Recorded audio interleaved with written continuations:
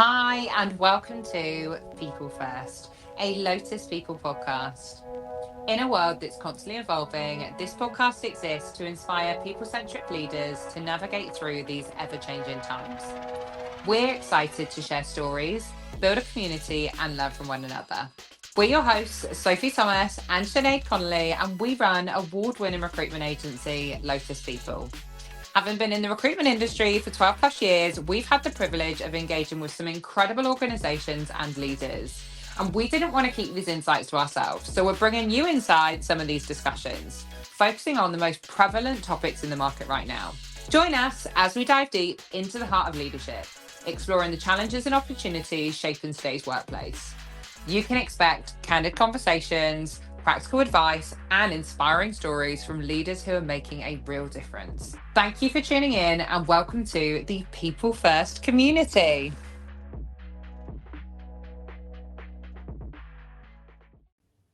And we are live. Hi, and welcome back to another episode on People First. Today we're joined by my co-host, Sinead Connolly, and our wonderful guest, Chantelle Williams, the newly appointed Head of People and Culture at LSKD. Welcome, ladies. Thank you so much. Hi. Chantelle, I'm incredibly excited to welcome you to the podcast today. I think from our first interaction, you brought such a high level of energy, enthusiasm, and just passion for what you do. So I know this is going to be an absolutely amazing conversation. I think with an extremely diverse and impressive background in L&D, people and culture, talent development, and DE&I. You've obviously hosted many events around women in leadership, and you've had extensive experience across retail, but also started your career as a teacher. Today we'll dive into your approach to leadership, how your experience has shaped your leadership style, and kind of what lessons you've learned throughout your career. So with all of that said, and to kick us off, can you give our listeners a brief overview of your experience to date? Of course. Wow. Thank you so much for having me. I didn't even think we were going back that far as my teaching career, but wow. I did. I started as a teacher, and before that I was a musician. So such a strange little, I guess, entry into the world of people. But at its core, I love to be creative. I love to find solutions, and I love to be part of a group. And I think that's what I really found in music, and then found in teaching too. I taught for 7 years, so I taught music, and then had my own little munchkins and figured that I should probably love them more than other people's children. So then try to figure out what does a teacher do when they finish teaching, and got into the world of facilitation, which is where I sort of moved into learning and development. But I love to challenge myself as well. So teaching music, I'd kind of done. I knew the music side, I knew the teaching side, but I figured let's try and challenge myself. And I went into the world of electronics. Super weird, super random, but I started working for Samsung and learning tech around phones, tablets, mobiles, and started working with business centers and selling solutions for them, which opened a really interesting world then into the world of tech.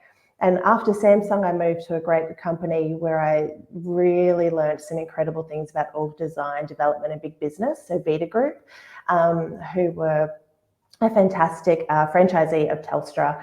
That business did an incredible job at really diversification, and learned a lot of lessons from some great and powerful, especially female leaders at the time. And they set up a business called Artisan Aesthetic Clinics. So during my time at Beta, I worked across telco, B2B, enterprise sales, and then in aesthetics, which was, again, just it helped me to keep learning, growing, and not having a fixed mindset that anything is, and really understanding that anything is possible. From there, I moved to Michael Hill, where I've spent the last sort of 4 years. My most impactful career I guess, achievement to date. I worked there in L&D for a lot of my time, but then moved into HR, where I was given the opportunity to lead HR, L&D, talent development as well, and really got to work on some cool projects in D&I and ESG. I grew so much as a person and as a professional in that time, and was lucky enough then to move into this incredible place now at LSKD, where I've been for 5 weeks. I forget how hard it is to be new. And I think that's something that, oh my gosh, the amount of energy it takes to absorb and to learn and to just remember people's names is crazy when you are new at a place. But already I'm a part of the furniture here. I align so firmly with the values and the mission of this place. And I think thinking about leadership and culture that I'm so passionate about, I really was looking for a business where values come to life and mission comes to life. And it's not, just words on a wall, like literally, and what we wear, but how we make every decision, how we live, how we talk, and how we onboard and make our community and our team part of what we stand for. So 5 weeks in, loving every second, and I'm really excited about the future. That's me. I absolutely love that. That's and it, like, even just from the career of starting as a teacher, like, it's such a natural transition because you've gone from, I suppose, children, but it's all about developing people, whether you're a child, an adult, and then joining a brand like LSKD. Like we said before we even hit record, from a brand perspective, I've always seen LSKD as very much a community. It's that 1% better every day. It's that growth. Just such a, even when you announced that you were joining, I just thought it feels such a value alignment that everything you were looking for in your next role, it really ticks all of them boxes. So yeah, very, very pleased for you. 5 weeks in, familiarizing yourself, I'm sure it's probably a little bit overwhelming when you first start, especially when you've been somewhere for 4 years, because you knew everyone, right? Like, you know that business inside out. So to go in again into a very different type of business, still within that retail space, but just so different in terms of their reach and their values and everything like that. So yeah, congratulations again. Thank you. I feel part of the furniture here already, which is a great sign. It's like I've been here for years, so that's always a good sign. It is always a good sign. And as I said to you before, it is your first 5 weeks and you are very kindly and generously sharing your time with us today, which is absolutely amazing. Because I know that it is a lot of energy, isn't it? It's huge. And I think we can so easily, we all spend so much time on sort of onboarding and in P&C and making sure that everyone's experience is positive. And I think it's sometimes good to pop yourself in those shoes. Not that I've been in those shoes for a while. It's been 9 years of running Lotus, but I do take on new jobs within the business. But yeah, to even sort of experience the feeling of developing new neural pathways around things, not being on autopilot, hitting obstacles and hitting blocks when it comes to systems and navigating your way around things. I think that can only contribute positively to when you're sort of defining the onboarding and people experience strategy when you're thinking about how to sort of manage it internally. It's always good to have that angle and that perspective, I suppose, as well. It's a great point. Absolutely. And in terms, I guess, to kick us off, Chantelle, obviously we're going to cover everything from the leadership as a term. It's such a broad umbrella term. It obviously covers so many different facets and so many different types of businesses. But I guess thinking from your own experience, and you've obviously had such an amazing, broad, sort of non-linear pathway. So I'm sure you've seen the good, the bad, the ugly, the amazing, the inspiring when it comes to people leadership. But from your perspective, knowing what you know now, what do you think makes a strong people leader? I think the biggest thing is empathy. Empathy, kindness, authenticity. We're dealing with people, and I think it's not a process. People can't be systemized, can't be put in a box. And what I have seen, you mentioned the good, the bad, the ugly, I've definitely seen all of that. And when it goes poorly is when people see people as a number, or is just something that they can put to the side and deal with. And I think just having those human power skills of empathy, great communication, and supportiveness is key to being a good leader.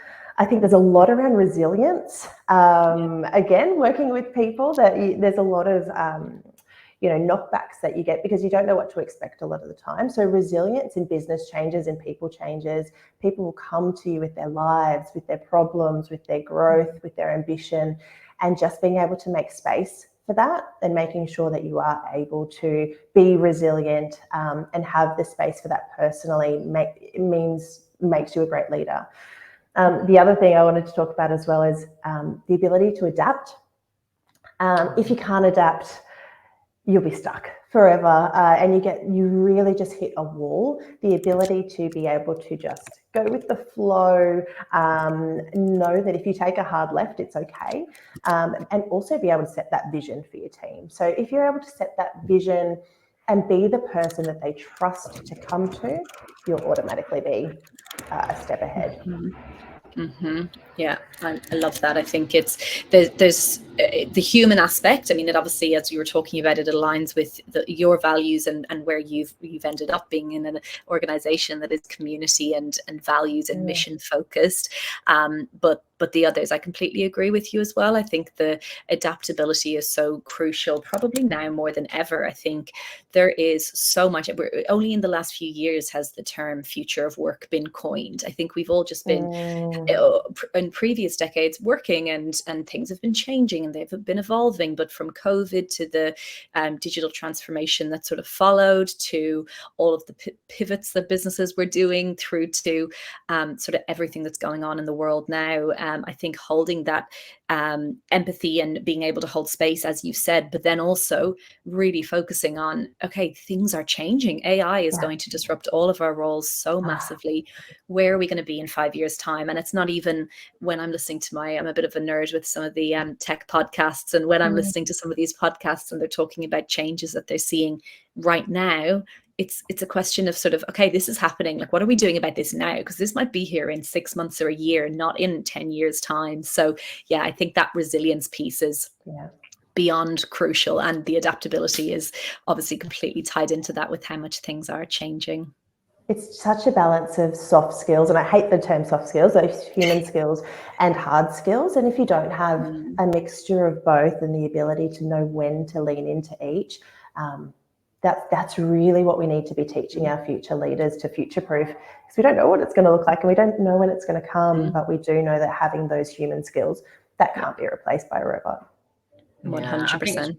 It's a really good point as well. And I think what people are really looking for now has changed. Like, if we look at a few years ago, it was very much, it was a hustle culture, right? Like, it was how many more hours can you work? And the more you work, the more successful you're going to be, or the more that you were seen from leaders and things like that. Whereas I think a lot of people nowadays are really wanting clarity around expectations. Like, I know if I think about a lot of the Gen Z conversations that are coming up right now, they're so open around what they want and what their expectations are, but they really want leaders to be shaping that. And I think just that, again, communication, whether in again like an empathetic manner as well, I think is really important to just managing those expectations and the realism of. I actually put this on this morning. It's weirdly relevant, but on LinkedIn, but around the kind of perfection versus realism, because it's such a easy one to just kind of want everything to be perfect. And I think if you're setting that standard as a leader, you're setting your team up to not ever feel like they're good enough.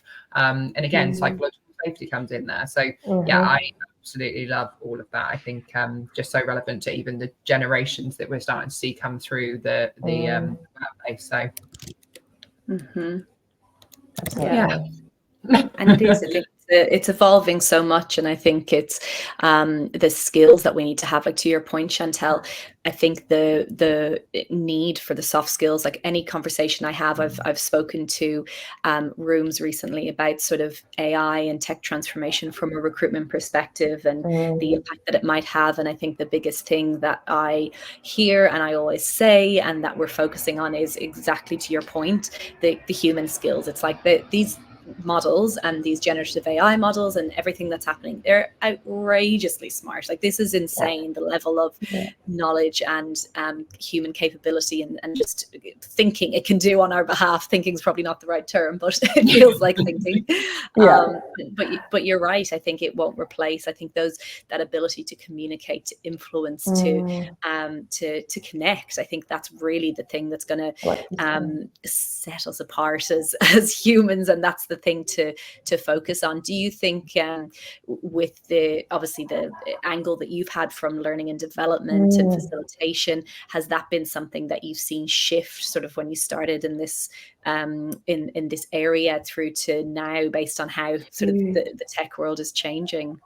Hugely. And I think as a head of people and culture, what I guess my own limiting belief that I had for a very long time and what I saw was that to get to this kind of role and in this place in my career, I had to have a really strong HR ops side. I needed to know legislation. I needed to know, how to do a performance management process. I needed to know all of these things.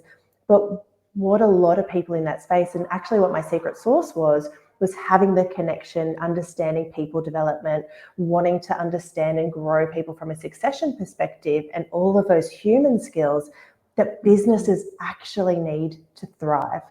So now that I've got those hard skills in place, what I'm actually leaning on is growing a business organically, creating pipelines of talent, and making sure that a business is sustainable and profitable long-term, because I know how to grow people, and because I'm engaged in development, and because I know how people learn. And that, I think, is a very different mindset of creating people teams and people strategies that a lot of businesses don't yet have. And along with that still comes your critical thinking and your digital tech and your digital literacy and all of those things. But at its core, if you have those hard skills without the human, you're missing a giant chunk that's going to mean we're not ready for whatever's ready for us in the future. For sure. And you need that buy-in from employees. It has to be holistic. It has to be focused on people wanting to feel like they are fulfilled and they are learning and they are growing, and therefore they're adding value and they have purpose and meaning. And I think all of that stuff it's so essential. And I think so many organizations, to your point, sort of start with the strategy, start with the business outcomes and sort of work backwards from there. But the benefits of having good tenure and low attrition and just having the right people in place who are on the journey, the business strategy and the outcomes and the deliverables will sort of get there themselves, because the fundamentals are in place and the actual structure of how things are done is completely sound, and people are bought in. So I think that is half the battle, and having that engaged team sort of helps you get to all the rest of it fairly quickly, I think. Yeah, it's a different way of thinking about things, but if you don't have the people, you can have the best product in the world, but if your people are not on the bus, if they're not the right people, and if they're not the ones that are going to get you there. So that is the biggest investment any business will ever make. Yeah, and they're representing your brand, right, as well. Like, they're everything. They're the ones speaking to the customers. They're the ones going to market. And I think the more engaged they are, the better, because the experience that they're having internally is going to be what they're portraying out to market, specifically within retail or like a serviced kind of industry.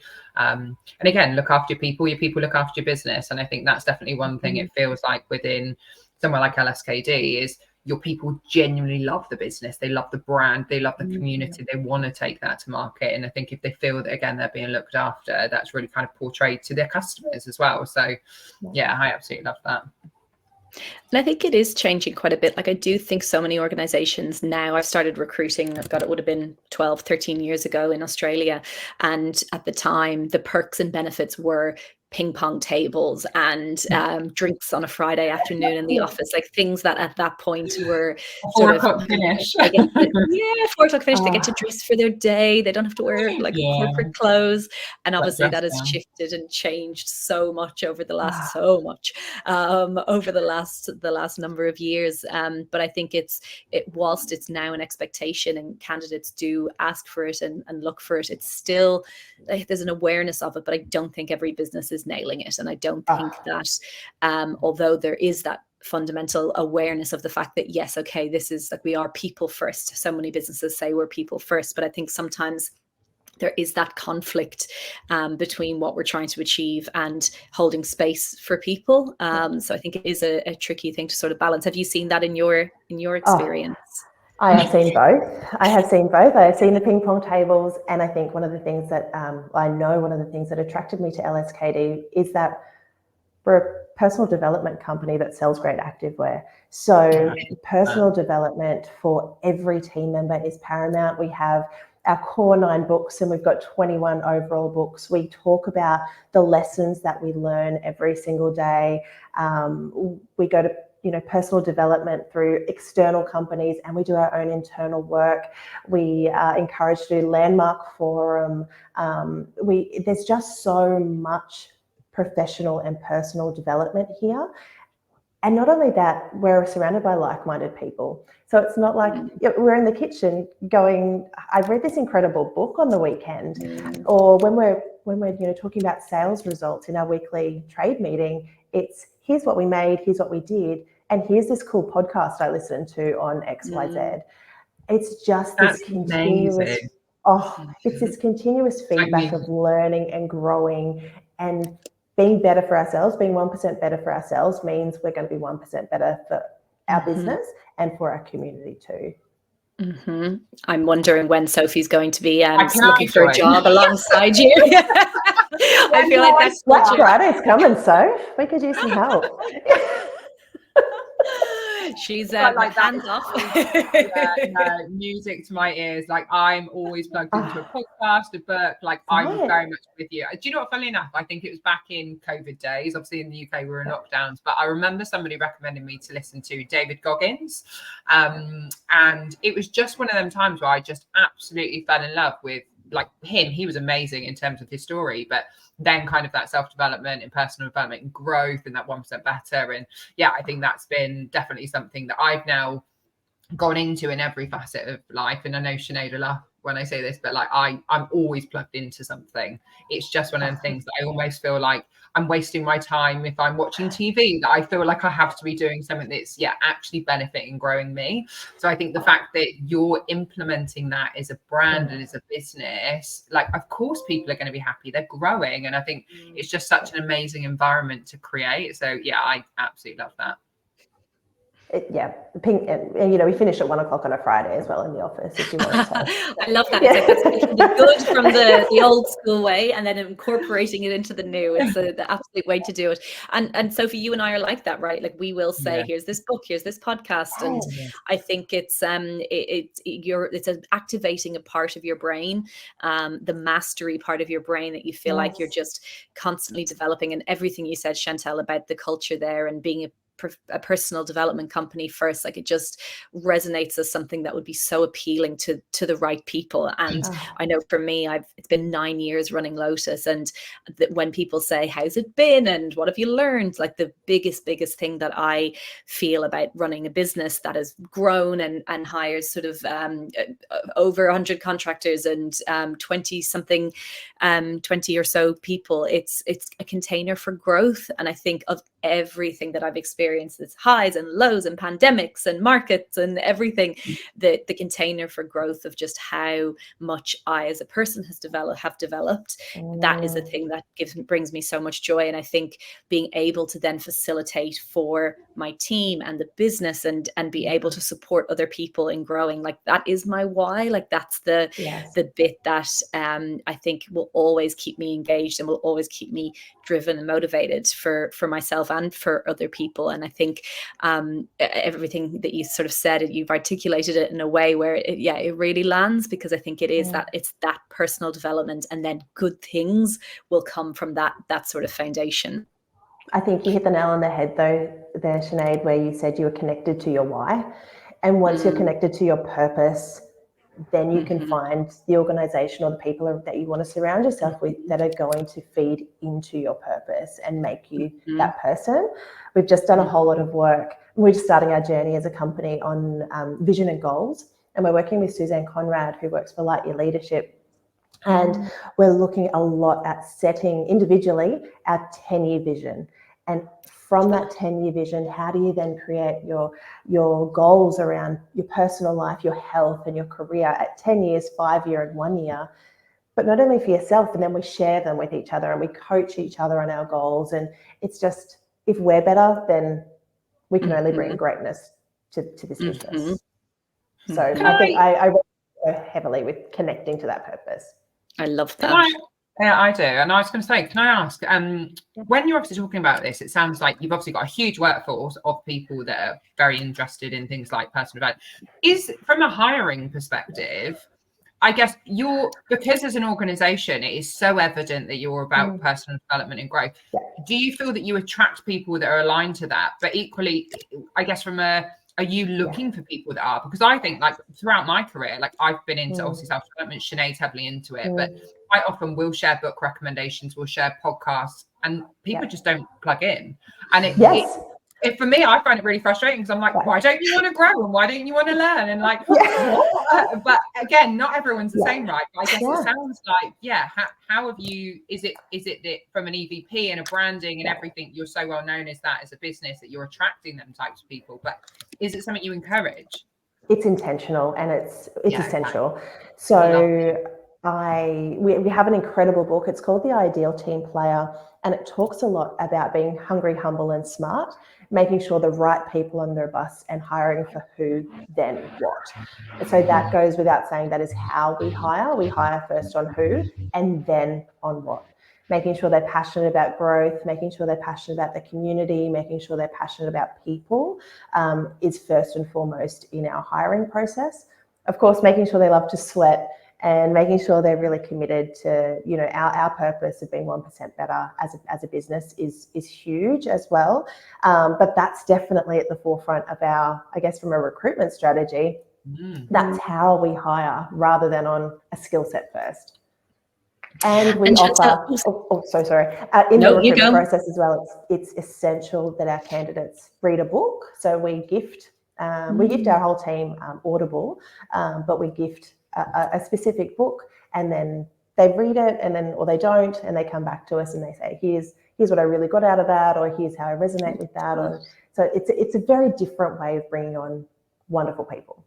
And throughout my entire career, I've never heard of anyone gifting a book. I've been known to gift books, but never in the recruitment process to discuss. I absolutely love that. It's a smart way of doing it. And the thing that comes to mind, because there's obviously so many good things that sort of that it attracts the right people. It attracts people who are forward thinking and wanting to grow themselves, and inevitably the business will be better for that. But have you found, and you're obviously only newly there, but maybe anecdotally or potentially projecting into the future, do you think there could ever be a risk of sort of bringing people in who are ambitious and growth focused and sort of want to be the best versions of themselves, but potentially may outrun your own progression plans or may outrun what the business can offer? And obviously people moving on, that's not an issue, but in terms of actually just having everything, because in my experience, I have always wanted to hire people with a similar sort of mentality. And sometimes it has been that they've outrun the business and I've kind of gone, I can't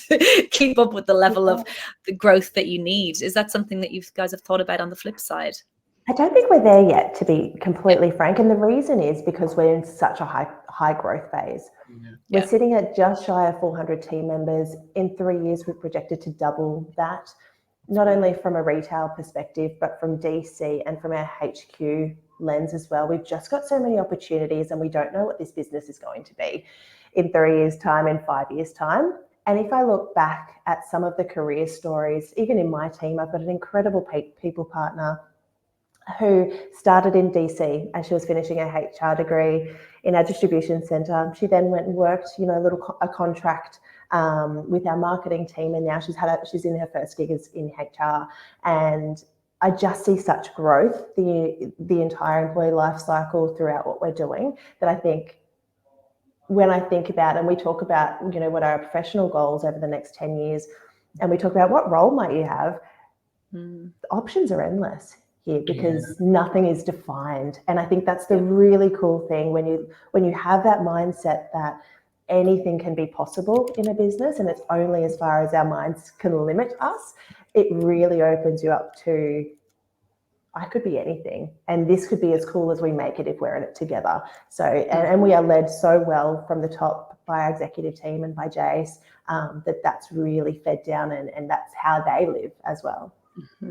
Yeah. I feel like we're going to release this podcast and you'll be getting a spike in talent applying for roles. A key thing in here because we're attracting lots of people to you.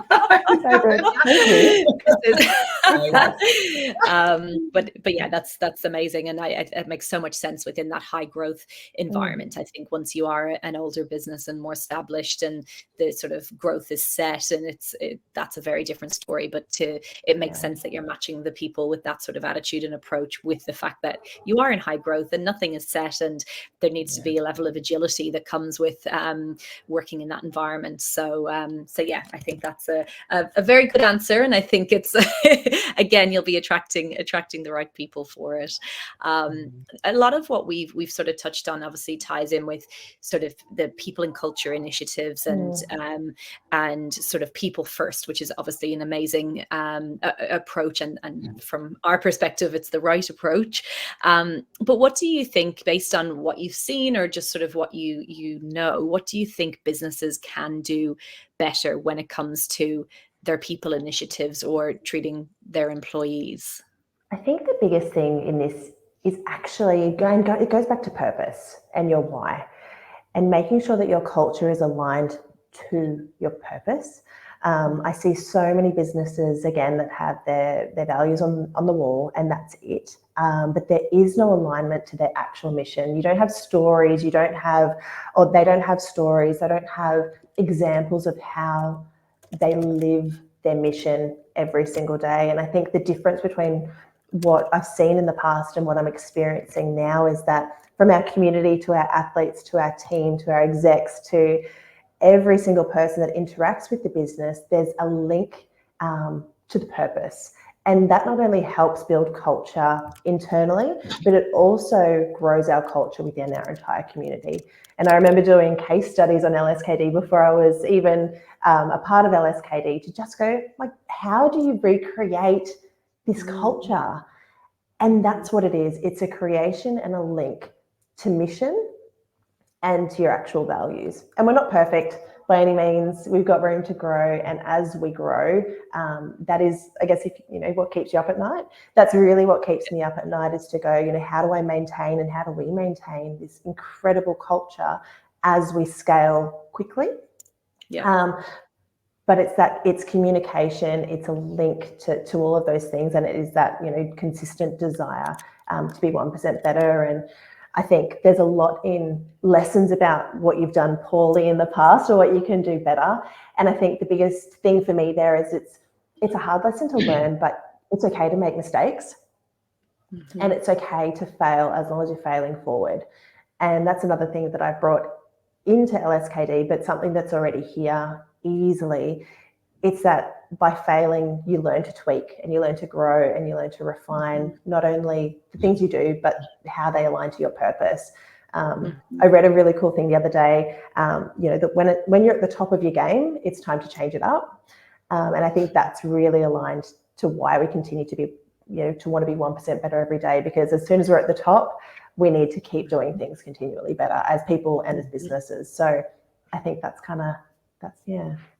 Yeah, I think one thing I really took from that, especially when you were talking about kind of values and visions, I think a lot of companies obviously at the moment are rebranding and they're going through their EVP exercises and who do we want to be in as an organization. And I think even internally at Lotus, we sat down, I think it was the end of last year, and kind of looked at what were our values and what really are they. But I think so many companies have these aspirational values rather than actually looking at, like, who are we? And I think that's a big difference in terms of, yeah, you can have these great values and you say we've got integrity or we're whatever they are, and actually people join the business and they walk and they go, these values aren't actually here.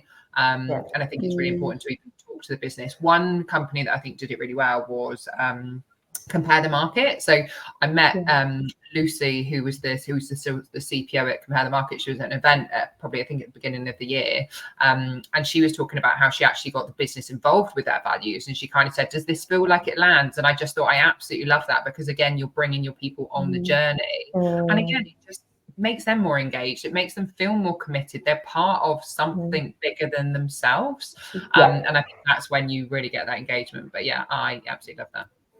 Jace tells this incredible story when they're at Christensen Road down in Yatala. We're a very proud Logan business, but at that time it was just on the cusp of the Gold Coast. But in a tiny little office there, you know, 30 or 40 people. And at the time, the mission statement was Chase the Vibe. And it was a question of, okay, guys, we've got Chase the Vibe and we've got 1% better every day. What do you want? And it was the same with the logo when we did a logo change. There's this logo, there's that logo. What do you guys think? Like, what do you resonate with? And even the book journey we're on as a business, it's, we read books and then, hey, this value really resonates. Let's make that part of what we do. And so much of it is from our team, because our team are who we are. Mm-hmm. Yeah, I love that. And you mentioned before about the lessons and the hard lessons to learn. And of course, you don't get good, and you don't get good culture, and you don't get an environment where people want to work, and all of the best things about leadership and culture are being displayed, unless you go through and you have the failures and you have that whole journey. What from your perspective was sort of the toughest lesson that you've learned and gone, okay, that was a hard one, but it's shifted the direction, and I do things differently now? I've been really blessed. I've made a lot of mistakes, and I've been really blessed as well to learn from other people's mistakes.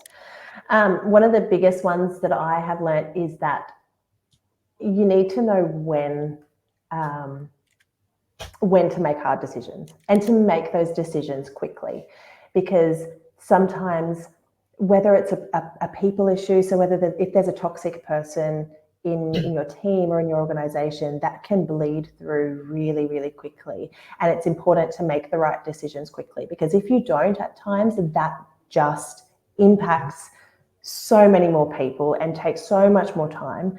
But on the other side of the coin, it's important to really take your time to make some decisions, and then to have the confidence in yourself to go, I either need to make this decision really quickly, or this is one I can take my time with. Mm-hmm. And sometimes, as a leader and a growing leader in myself still, it's important, and I haven't at times had the right people to ask for help.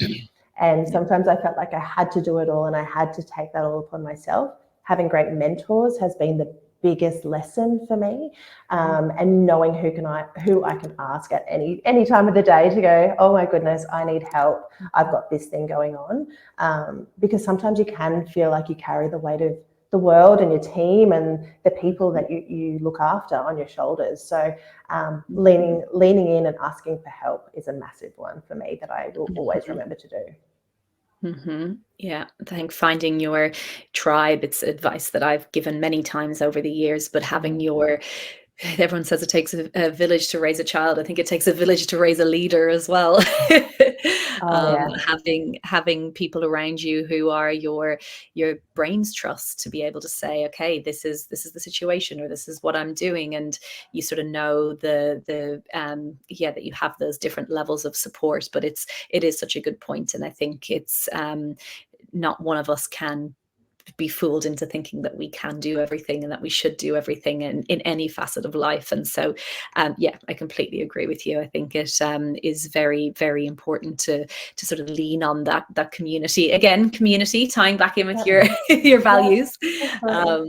But I think that, that's absolutely essential. And those mentors and just knowing who they are and being intentional about sort of the relationships you have with them and how you interact with them and when you can call on them. It's really important for everyone, I think. If I'm the smartest person in the room, I'm in the wrong room. Big fan of that.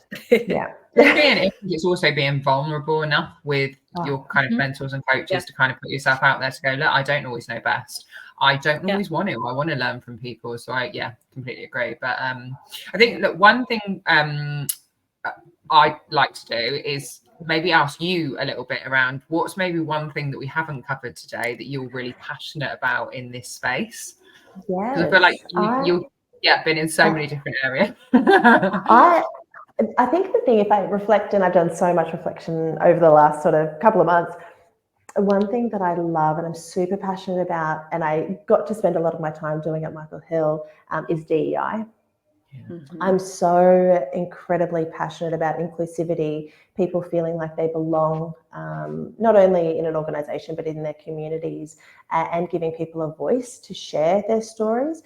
I think it's so powerful to help people to not only have a voice but to share different experiences. And it's not always diversity of ethnicity or background or sexuality, but just diversity of thought, diversity of experience, diversity of age.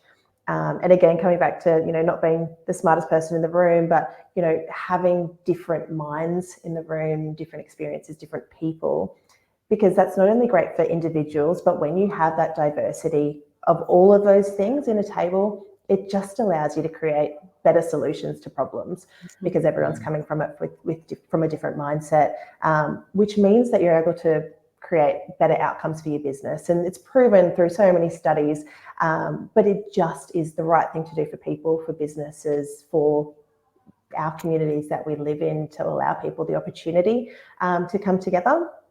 And sometimes people don't have those opportunities. So allowing space again and creating opportunities for people who may not have that automatically, or that seat at the table, bringing another seat to the table, because everyone has the right to be part of the conversation. So I'm super passionate about making sure that everyone has a voice. It comes back to growth, it comes back to development, it comes back to being together, and inclusivity. But that's something I'll never let go in any role that I'm in any organisation that I work in. And I'm really grateful for the time that I spent at Michael Hill and the work that I was able to develop there, and my own growth in that space. But yeah, that's something that just, I think even I think even just as you're talking about that, it's even made me think community again, like the fact that you're bringing in different experience, like life experiences, people experiences, like what I might have experienced in life is different to what you have and what Sinead has, and actually kind of trying to bring in different people to understand their experience and what they felt and what's important to them, I think is really, really crucial as well. And I have heard, I guess, some companies that are doing it really well, and others that are really at the start of their journey. And I guess that's one question I was going to ask you just for our listeners is, if there's a company at the moment who maybe aren't doing it that well, who want to be doing better, where do you feel like is a really good starting kind of point for organizations when they are considering DE&I strategies? For me, we had nothing at Michael Hill, and it was about educating myself, just reaching out onto people on LinkedIn and finding a network. I find even in Brisbane, there are so many people who are doing bits and pieces that you'd never think of. And it's not about, what I found, it's not about creating a giant 3 or 5 year strategy, because that feels really, really big at times. In my instance, what worked was, what are the small things I can do today and in the next 6 months and in the next 12 months that can make a difference to the team that I'm working in? Once I kind of had those little things in place, then it was about creating a strategy. And the biggest lesson that I learned, it was about allowing or making sure that the team members that I worked with felt trust in the organisation, because once there's trust, they're more likely to divulge their information, they're more willing to share their stories, and they're more willing to feel like they're able to give themselves to the business in a really trusting, authentic way and vulnerable way to be themselves in the business. So I would say my biggest piece of advice is reach out to networks on LinkedIn. There are some incredible forums around Australia, that are Diversity and Inclusion Forum. I'd say go along to that, be in rooms with people that are trying to make a difference, hear what people are doing, take what serves you and take what works and take what's appropriate. You can leave the rest for now, but just make a big long laundry list of things, and just pick off things that are digestible and that you can do to sort of just start to make a difference. Yeah, it's such a good point, because you're right, the education piece, like, it's such a big piece of work. It is such a huge scope that I think some organizations, there's so many people who just focus on that, and then other organizations don't even have a budget for it. And so it really does sort of vary depending on what capacity people have and organizations have. But you're right, I think that education piece, and I think through doing what we do, through speaking with P&C teams to people who are specialists in DEI, to running events and having conversations like this, like, it does continue to feed the knowledge piece. And I think from there you inevitably take action and intentionally take action to try and start putting the building blocks in place, because it can't all be done straight away. It can't all be done at once, but it's taking baby steps or bigger steps if that is if you have capacity in the right direction, and that moves things, that starts to move things along. One thing I did want to ask you around sort of diversity and diversity of thought, and it's something that comes up for us a lot in the nature of what we do in recruitment and consulting with organizations. We have a bird's eye view into how many businesses do it, and a lot of businesses want diversity of thought. They genuinely have their probably their hearts in the right place with it, but then a lot of the time it comes down to this culture fit of, but they're not one of us, or they don't fit in, and it actually sort of prevents diversity of thought happening, because it is a little bit like what is more important is perceived disruption of the culture fit more important than and everyone holds their culture so dear, more important than sort of mixing things up. I keep using inverted commas, it's an audio. The inverted commas are not translating to audio, but I think you understand the intention of the question, but I'd love to know your thoughts on it.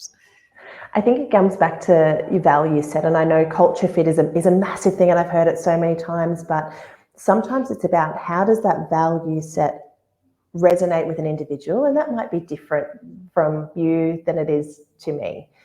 Yeah. But if we still have the same values and it plays out differently in our lives, that still means we're aligned to the same sort of culture. Yeah. But at the same time, we're able to bring our own perspectives, our own experiences, and our own feelings about the way that we live those values and that culture.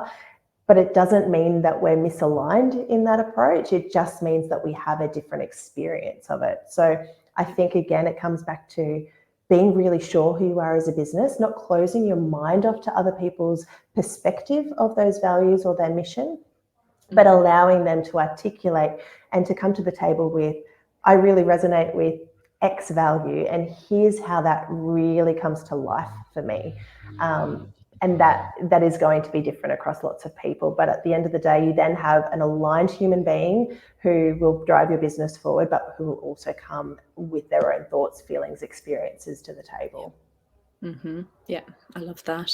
Yeah, and it's one that we hold a big role in consulting on DEI, and we're not experts in it, but we, as we said, we're curious and we're committed to sort of doing the right thing. But it's it's a big piece of work. I also consistently think, evolving.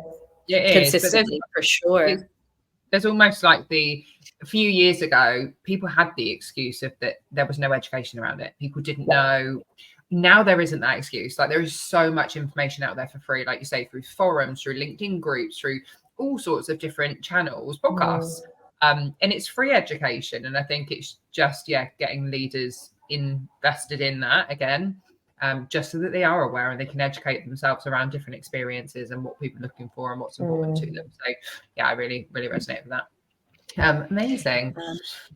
I was going to say we have a few minutes left, but I'm dying to know the podcast and book recommendations. You go, Sophie. I feel like there can't just be one though. I feel like the fact that you've got 9 at LSKD, I'm like, I want to know them all. But obviously for us, we're really invested in personal development. I think it's just a really good thing to share with our audience. But could you leave us with one recommendation of a book, a podcast, a quote, something that you've had throughout your career and it's really stuck with you? I'm a rule breaker, so I have 2. Very fair. And I've mentioned one already, and they are 2 of our core 9 books that I had read before I came to LSKD, so again, a great alignment. But the first one I mentioned earlier in the podcast was The Ideal Team Player by Patrick Lencioni. Again, it talks about the 3 really key virtues of having a high-performing team, of finding people who are hungry, humble, and smart. And what happens if you don't have that, or those 3 virtues. Huge recommendation, easy read, and really changed my perspective when thinking about people. And the second one I've just reread because it's on our book list, but it's Legacy by James Kerr. And it talks about the story of the New Zealand All Blacks. And I'm not a huge rugby fan at all, but this one really tells some incredible tales about leadership, strong culture, and legacy through a company or an organization's values and actions. Talks a lot about humility, talks a lot about accountability and responsibility. And one of the biggest rules that they have in the All Blacks is no dickheads. So that's a really fun one. But they talk, they talk about a lot about, leaving the jersey for the next generation. And that resonates with me, leaving the world in a better place than I found it. And it's a fantastic leadership book. So those are my two, Legacy and The Ideal Team Player. Yeah, love that. The Ideal Team Player, Patrick Lencioni, we actually, in the beginning of November, I've heard so much about him. I've read some of one of his books, but I haven't listened to it on Audible, but I haven't finished it. But anyway, we have a coach coming in, an external coach who's running an entire workshop all on his sort of highly functioning teams and high performing teams. So when you said that, I was like, oh, well, that's timely. We're literally going to be exposed to that at the beginning of November. So we'll keep you posted on how that goes. But two solid recommendations. I was going to jump in and just ask, obviously internally at LSKD, you talk a lot about personal growth and development and listening to it or reading books. Is it a case of just reading books? Like, what's from an action perspective and how you take that information away? Is there anything internally, I guess, that you do around that? Because I feel like I've said this to Sinead a few times, like I'm always listening to things. But sometimes, what it's like, you're listening, you're on the go. I would love to have time to physically listen to an audiobook and write down things, but I don't have time. Like, that's very much a reality, is it's hard to do that sometimes. And I always feel like if you listen to a book and then go and talk to somebody about it, it just sinks in more for me personally. Again, everyone learns differently. But do you guys do anything like that within LSKD? We have a million Slack channels, but we have a Slack channel that is dedicated to book club. Okay. And so we talk a lot about books we're reading. And it's not even just that, because it's in the kitchen. Or Jace will message me and go, hey, chapter 13 of this book, I'd love your thoughts on it. And then we have a chat about that in our meeting, or in our sales meeting. It's here are the numbers for the week, and here's the podcast I'm listening to. Here's the takeaway I got. Or thanks for recommending that one to me, because I really got this out of it. And when we're thinking about onboarding, or our seasonal period, or delegation, or time management, it really it comes to the fore so much, because everybody not only is reading the same core 9 books and the same 21, but also then outside of that, it's just part of what we do. Yeah, it really feels like you're all sharing the knowledge constantly. I think the more you share it, the more you speak it, the more you feel it, it becomes you. I love that. It becomes part of who we are and what we do every single day. Or we have a fortnightly throwdown, and I had a book recommendation, and just people coming up to me going, I really loved that bit in that book, or I'm going to write my leadership constitution on the back of what you recommended. Or it's just the part of how we speak. Which is different from any organization I've ever been in, but it doesn't mean that other places can't build that into the way that they do things. 100%. Oh yeah, picture this. We'll be going away and figuring out how we can make our organization more booky.